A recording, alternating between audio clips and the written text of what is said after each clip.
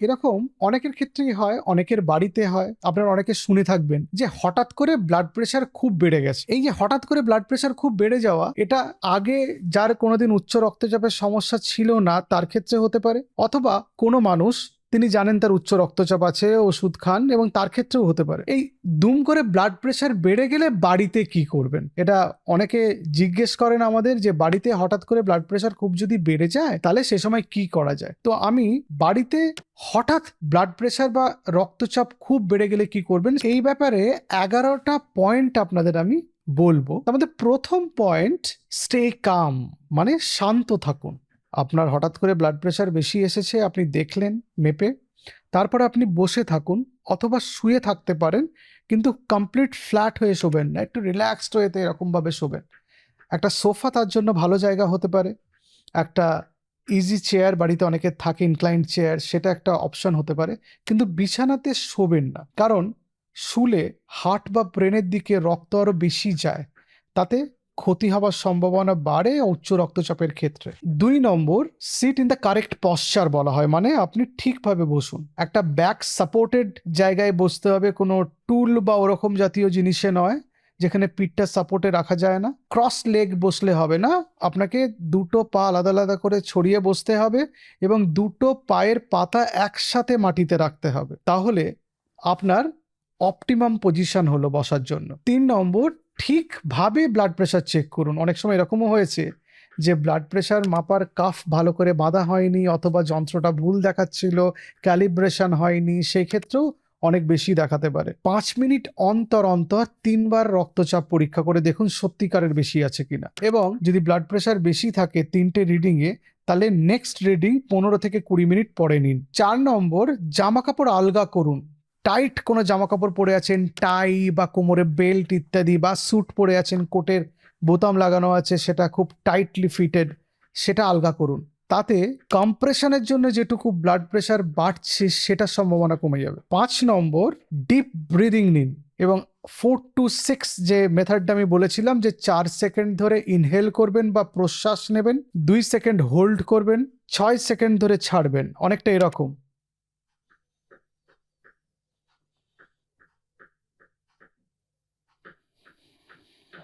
1 2 3 4 5, আসলে এই second counting এর একটা ব্যাপার আছে, মানে আপনি 1 2 3 এরকম বলতে যতক্ষণ টাইম লাগে সেটা হচ্ছে 1 সেকেন্ড। 1 2 3 1 2 3 1 2 3 1 2 3 এরকম করে বললে 1 সেকেন্ড 1 সেকেন্ড করে হয়। ঘড়ি দেখেও আপনি সেটা করতে পারেন। এবং এই ডিপ ব্রিদিংটা, এই এক্সারসাইজটা 5 থেকে 10 মিনিট ধরে আপনাকে চালিয়ে যেতে হবে। 6 নম্বর, কিছু জিনিস আপনাকে সেই সময়ের জন্য অ্যাভয়েড করতে হবে। ব্লাড প্রেশার গিয়ে বেড়ে গিয়ে অত্যন্ত স্ট্রেসড লাগছে বলে একটা সিগারেট খেয়ে নিলেন বা 1 গ্লাস অ্যালকোহল খেয়ে নিলেন, তাতে আপনার কিন্তু আরো ক্ষতি হওয়ার সম্ভাবনা বেড়ে যাবে। Alcohol, smoking, cold drink, energy drink, এগুলো আপনাকে সে সময় অ্যাভয়েড করতে হবে। বা অনেকের প্রেশার বেড়ে গিয়ে মাথায় চাপ পড়ছে, মাথা ঘুরছে বলে নুন চিনির শরবত খাওয়ান অনেকে। এবার নুন তো প্রেশার বাড়িয়ে দেয়, তাহলে তো আরও আপনার ব্লাড প্রেশার বেড়ে যাবে। সুতরাং মাথা ঘুরলেই তার চিকিৎসা নুন চিনি নয়। যদি কম ব্লাড প্রেশার আসে সেই ক্ষেত্রে খেতে পারেন নুন, কিন্তু বেশি ব্লাড প্রেশার আসলে আপনি নুন কেন খাবেন? সেই জন্য মাথা ঘুরলেই ব্লাড প্রেশার চেক করার আগেই 1 গ্লাস চিনি, কিছুটা নুন জলের মধ্যে মিশিয়ে রকডক করে খাইয়ে দিলেন, মানে তার স্ট্রোক হওয়ার সম্ভাবনা আপনি বাড়িয়ে দিলেন। সেইটা আপনার একটু মাথায় রাখবেন। 7 নম্বর, যে প্রেসক্রাইবড মেডিসিন আপনার জন্য ব্লাড প্রেশারের জন্য দেওয়া আছে সেটা আপনি নিন, এবং চেনা ওষুধ আপনি সে সময়ে খান, মানে আপনার বডিতে আগে সে ওষুধটা গেছে ব্লাড প্রেশারের। মনে করুন কেউ টেলমিসার্টান খান, তাহলে যখন ব্লাড প্রেশার বেড়ে যাচ্ছে তখন টেলমিসার্টান ট্যাবলেটটা নিন। তবে অল অ্যাসপেক্টসে, মানে সবকটা ক্ষেত্রে অ্যামলোডিপিন একটা কিন্তু সেফ ওষুধ। আপনারা অ্যামলোডিপিন খেতে পারেন। একটা অ্যামলোডিপিন খেলে আপনার পা ফুলে যাবে না বা অন্য কিছু হবে না। ব্লাড প্রেশার খুব হয়তো বেড়ে গেছে, মনে করুন 178/95 কারো ব্লাড প্রেশার এলো, ডিজিটাল ব্লাড প্রেশার মাপার যন্ত্রে দেখলেন এরকম ব্লাড প্রেশার এসেছে, একটা অ্যামলোডিপিন আপনি খেতেই পারেন যদি আপনি আগে কখনো ব্লাড প্রেশার ওষুধ না খান। তারপরে আপনি ডাক্তারের কাছে গেলেন। তবে একটা জিনিস আমি এই ক্ষেত্রে বলতে চাই, যে অ্যাংজাইটি ডিসঅর্ডার বা প্যানিক অ্যাটাকের সময় কিন্তু ব্লাড প্রেশার খুব বাড়ে, পালস রেট বাড়ে, কারণ সে সময় অ্যাড্রিনালিন হ্রাস হয় বডিতে। এবং এই অ্যাংজাইটি ডিসঅর্ডারে যে ব্লাড প্রেশারটা বাড়ে, অ্যাংজাইটি যখন চলে যায়, প্যানিক অ্যাটাক যখন চলে যায়, তখন ব্লাড প্রেশার কিন্তু নর্মালাইজড হয়ে যায়। সুতরাং আপনার ব্লাড প্রেশার বাড়লো মানে আপনি নোন হাইপারটেনসিভ হয়ে গেলেন তা নয়, কিন্তু হতে পারে আপনার অ্যাংজাইটি বা প্যানিক অ্যাটাকের জন্য ব্লাড প্রেশার বেড়েছে। সেটা অ্যাসেস করতে পারবে একজন ডাক্তার, কারণ অ্যাংজাইটির অ্যাটাকের সময় পেশেন্টরা ভাবে না কিন্তু তার অ্যাংজাইটি অ্যাটাক হচ্ছে, পেশেন্টরা ভাবে তার হার্টের কোনো অসুবিধা হচ্ছে, বুক ধরপড় করছে বলে, কারণ তার সাইকোলজিক্যাল প্রবলেম যে একটা অসুখ পেশেন্ট ভাবতে পারে না। এবার কেউ যদি জানে তার প্যানিক অ্যাটাক হয় সেক্ষেত্রে সে জানে, কিন্তু তাকে যে নতুন করে প্যানিক অ্যাটাক হচ্ছে, ব্লাড প্রেশার বেড়েছে, পালস রেট বেড়েছে, সে কিন্তু জানবে না, তাকে জানানোর দায়িত্ব ডাক্তারদের। সেই ক্ষেত্রে যদি কোনো ক্ষেত্রে ব্লাড প্রেশার পালস রেট বেড়ে যায়, তাহলে কাছাকাছি কোনো ডাক্তারবাবুর কাছে যাওয়া দরকার বা হসপিটালে এমার্জেন্সিতে যাওয়া দরকার।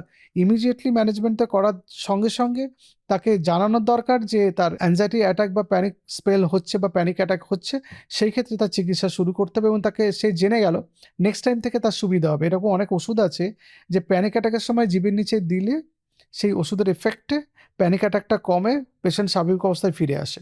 8 নম্বর হচ্ছে অল্প অল্প করে সে সময় জল খাবেন। ডিহাইড্রেশন ব্লাড প্রেশার অনেক সময় বাড়িয়ে দেয়। অনেক ক্ষেত্রে দেখা যায় যে পেশেন্টরা জল খাচ্ছেন না বা আমরা জল খাচ্ছি না, আমরা ভুলে যাচ্ছি কাজের মধ্যে, শীতকালে খেয়াল থাকে না, শীতকালে জল খাবার পিপাসাটাও খুব কম আমাদের লাগে এবং আমরা তখন জল খেতে চাই না, ঠান্ডা লাগে অনেকের, অ্যাভয়েড করি। খাবার পরে একটু গলা ভেজানোর জন্য জল খায় বা খুব জল তেষ্টা পেয়েছে বা খুব পিপাসা পেয়েছে, গলা শুকিয়ে গেছে, কথা বলতে পারছেন না, জিভ শুকিয়ে গেছে, শক্ত হয়ে গেছে, তখন জল খাচ্ছে। কিন্তু ডিহাইড্রেশন উচ্চ রক্তচাপকে আরও খারাপ করে, সেই জন্য অল্প অল্প সে সময় জল পান করবেন। 9 নম্বর, সে সময় ডেঞ্জার কোনো সিমটম বা সাইন্স থাকলে সেগুলোকে অবজার্ভ করতে হবে। কি সেগুলো?